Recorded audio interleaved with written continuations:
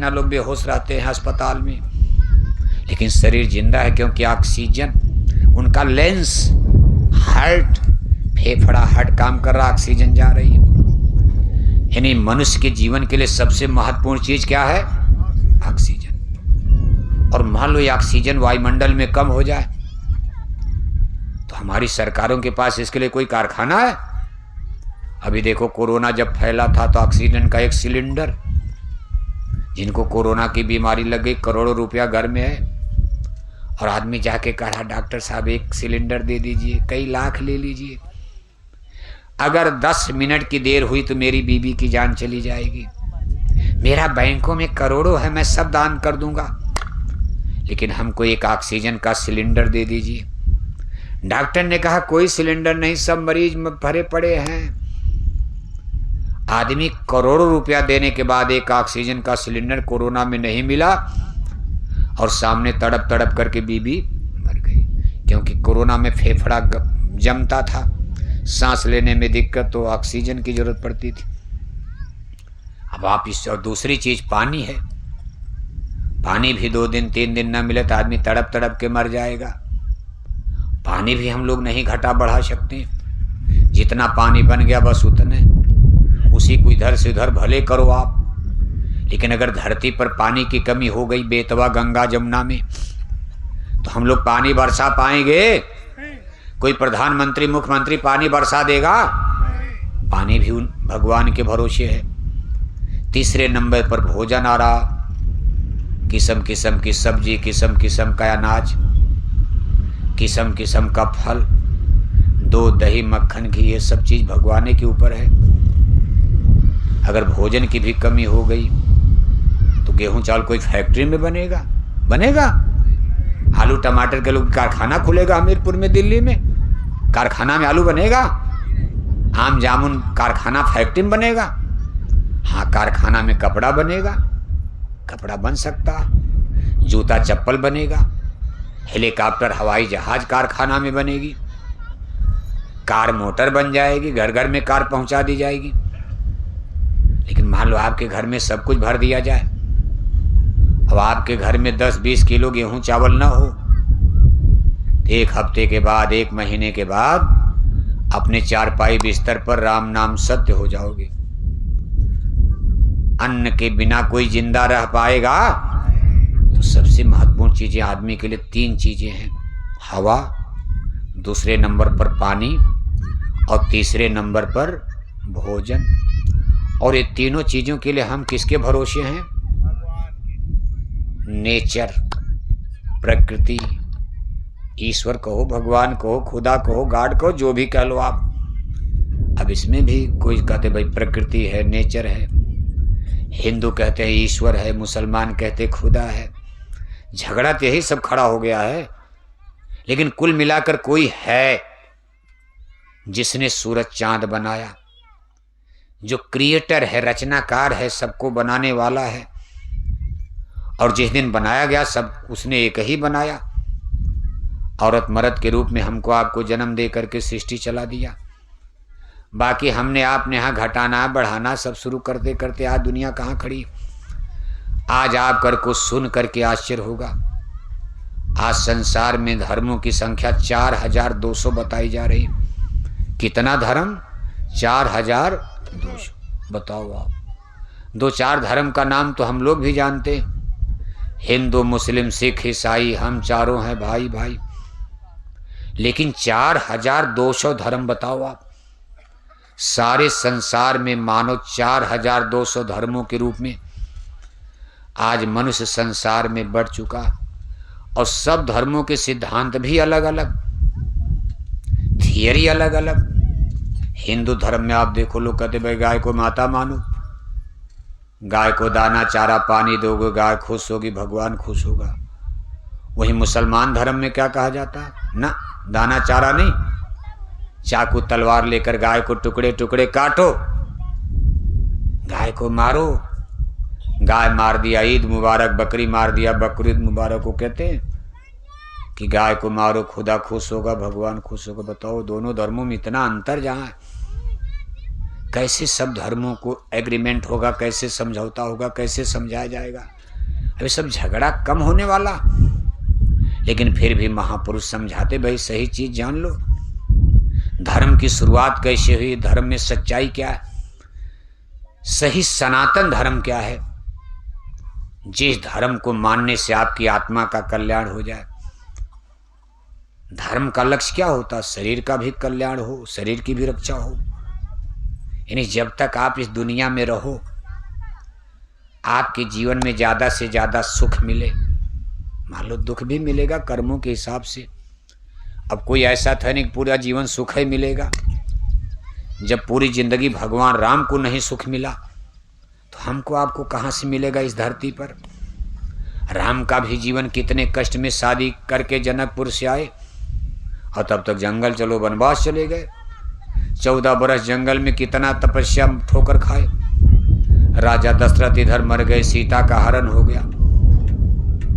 कहा कर्म गति टारे नाही टरी, मुनि वशिष्ठ से पंडित ज्ञानी, शोध के लगन धरी। और सीता हरण मरण दशरथ का, वन में विपत परी, कर्म गति टारे नाही टरी। देखो राम को भी कितना कष्ट।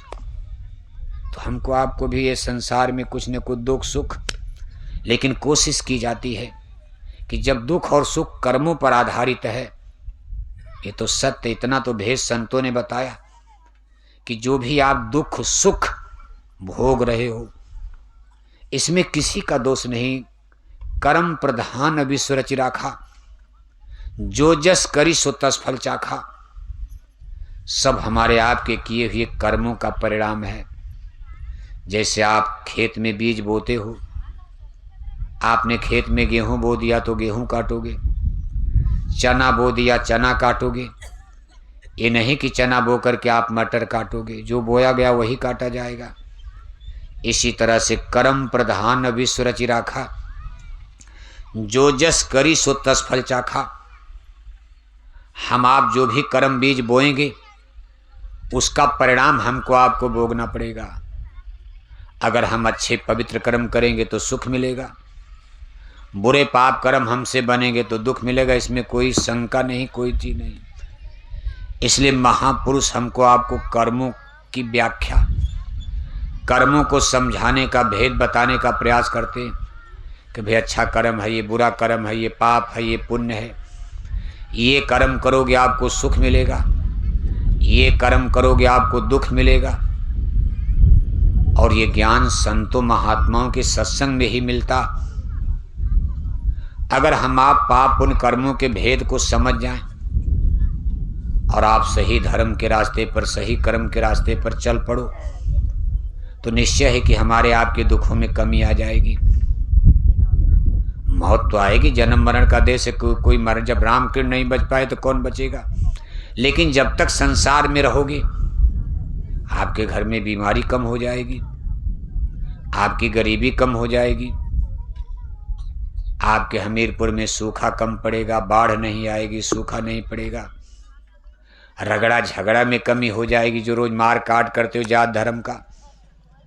कहा इन दुखों में अगर कमी आ जाए, जिसको दैविक भौतिक संताप कहते, दैहिक दुख का मतलब देह का दुख यानी बीमारियां, इसमें कमी आ जाए।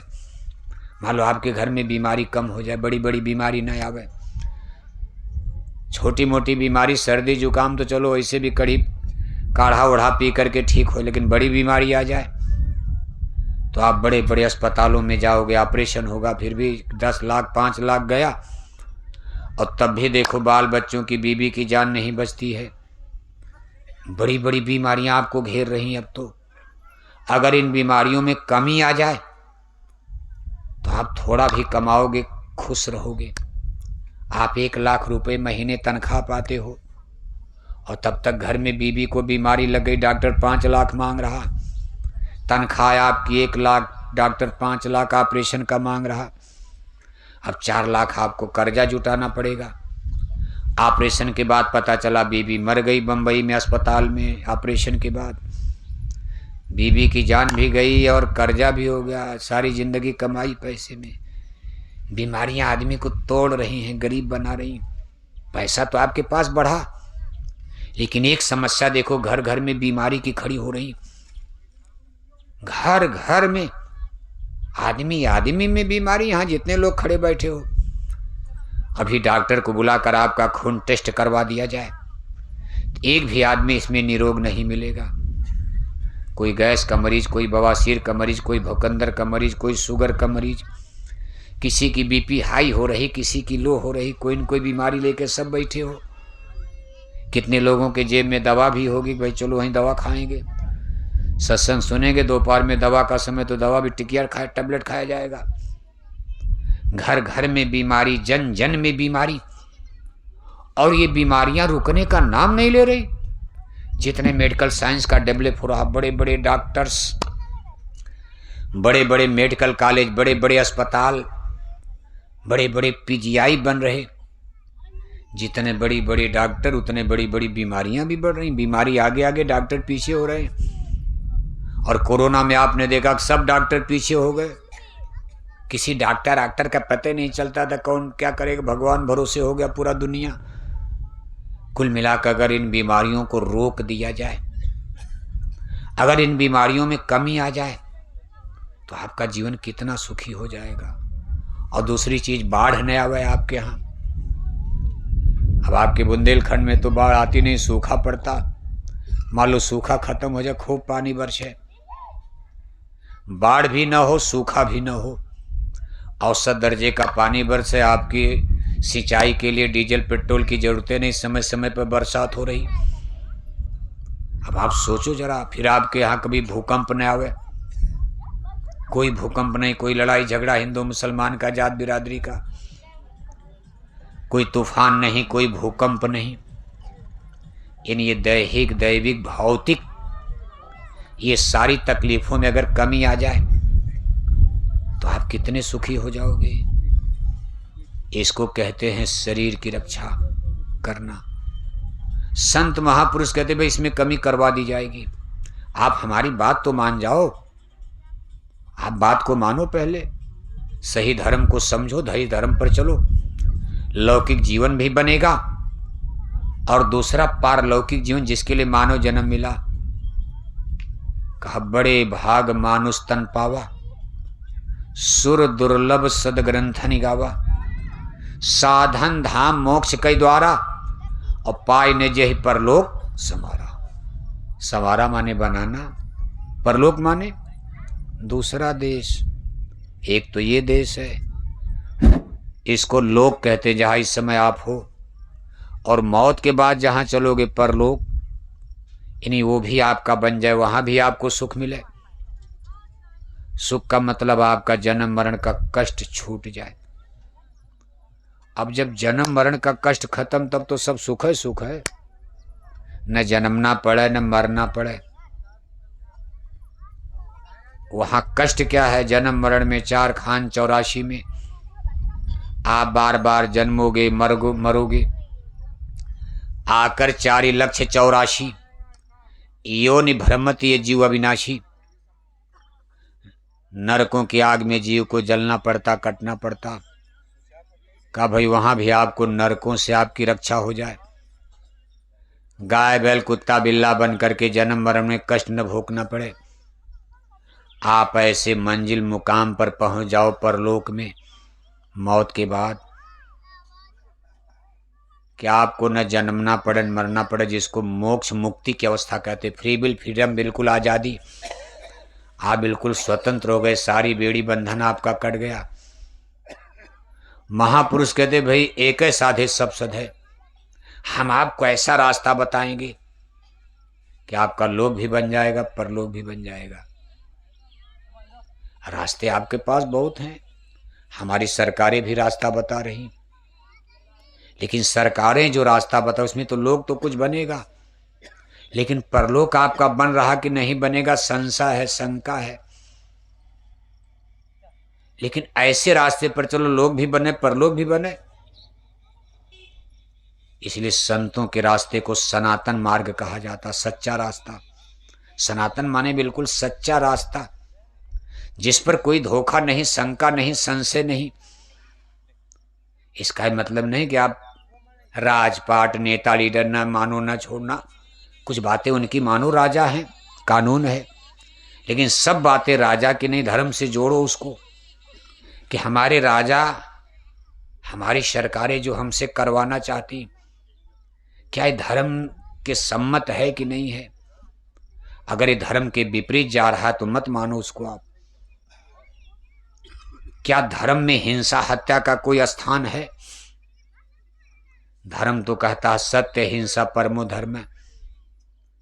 अहिंसा यानी जहां हिंसा का कोई स्थान नहीं हो। परहित सरस धर्म नहीं भाई, पर पीड़ा समनयन माई, परम धर्म सुध विदित अहिंसा। रामायण भी करे कि परम धर्म सुध विदित अहिंसा, पर निंदा समघ्न गिरीशा। लेकिन हमारी सरकारें क्या कह रही हैं? जाओ, आपकी गरीबी कैसे जाएगी?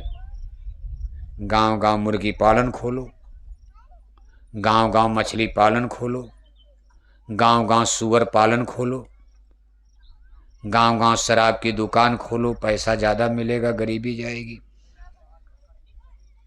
लेकिन संत महात्मा करें ना, हिंसा हत्या बंद करो, गरीबी चली जाएगी।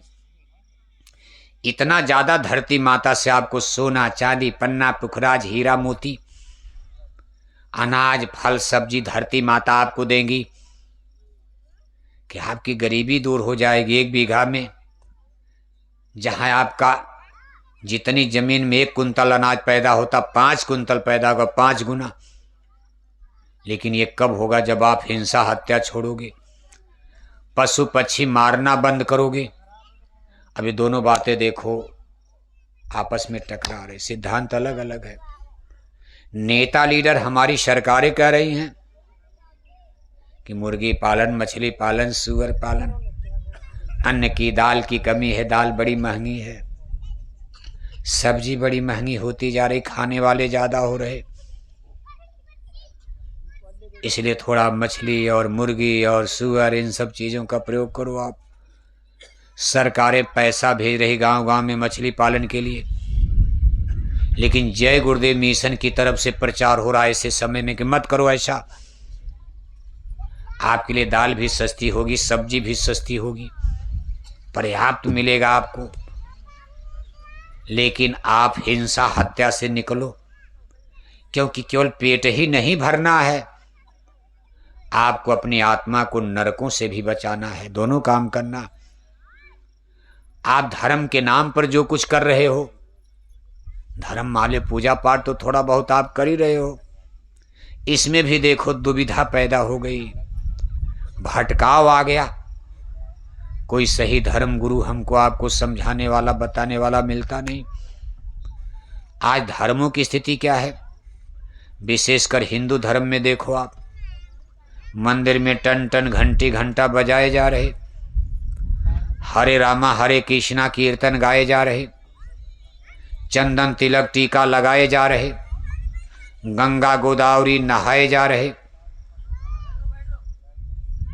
जय श्री राम नारा लगाए जा रहे, और 1-1 किलो मछली खाए जा रहे, 10-10 बोतल शराब पिए जा रहे, 1-1 किलो अंडा खाए। ये कौन सा धर्म खड़ा कर दिया? क्या धर्म है? जोर से बोलो, सही धर्म है? ना ना, ये लोग तो बोल ही नहीं रहे।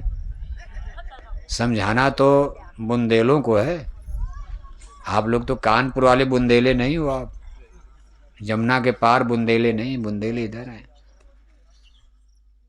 क्या बुंदेलों की समझ में बात जल्दी आएगी? नहीं आ सकती, आ भी सकती है। आप सब लोग इतने बैठे हो, सब भगवान रामकृष्ण को मानते हो नहीं मानते हो? सब रामायण गीता आप भी मानते हो, हम भी मानते। आप सही सही बताओ, भगवान राम ने कभी मांस खाया था? भगवान जोगेश्वर श्री किरण जी महाराज मांस खाते थे?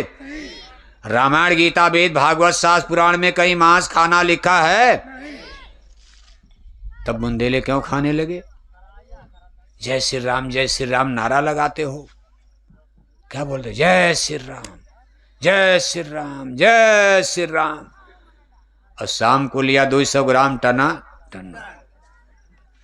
शाम को बोतल पीते हो, शराब पी रहे हो, भगवान राम का नाम लेकर दारू पीते हो। कभी आप इस पर विचार करते हो? अभी देखो नवरात्रि बीती, 9 दिन की नवरात्रि में, अभी अभी नवरात्रि गई है, 9 दिन की नवरात्रि में पूरा हमीरपुर जिला पुजारी बन गया। सब पुजारी, जिधर देखो गांव गांव देवी का पंडाल, और गांव में कई गोल, कहा मेरी देवी अलग, क्योंकि प्रधान लोगों की गोल अलग है, उसी पे तो गोल बनी है न, राजनीति में बन गई। पहले गांव में इतनी गोल नहीं थी, इसी सरपंची प्रधानी के चुनाव ने गोल बना दिया। कहा मेरी गोल अलग, मेरी देवी की कीमत 50,000। अरे कहा मेरी देवी की कीमत 1 लाख। अरे कहा अब की देखना, अब की हम चंदा जुटा के 2 लाख की देवी लाएंगे मूर्ति। सब देवी के पंडाल सज गए। 9 दिन के लिए पूरा हमीरपुर जिला पुजारी बन गया। 9 दिन के लिए मछली छोड़ दिया, अंडा छोड़ दिया, गांजा भांग शराब छोड़ दिया, बीड़ी पान सिगरेट छोड़ दिया, कितने लोग रोटी खाना भी छोड़ दिए। 9 दिन की नवरात्रि में नींबू के पानी पर तपस्या किया, और सुबह उठ करके भोर में 4 बजे नहा धोकर, सबसे बड़ी माला पहनकर, सबसे बड़ा टीका लगाकर माथे में, मंदिर में भोर में टन टन टन टन घंटी घंटा बजा के जब निकले तो मालूम पड़ता था पूरे हमीरपुर जिला में अब इनसे बड़ा पुजारी कोई नहीं है। और जब ही 9 दिन खत्म, देवी को ले गए ट्रैक्टर पर लाद कर, ट्रैक्टर पर ले गए, उठा करके बेतवा नदी में, चंबल नदी में, जमुना नदी में, पुल पर खड़े होकर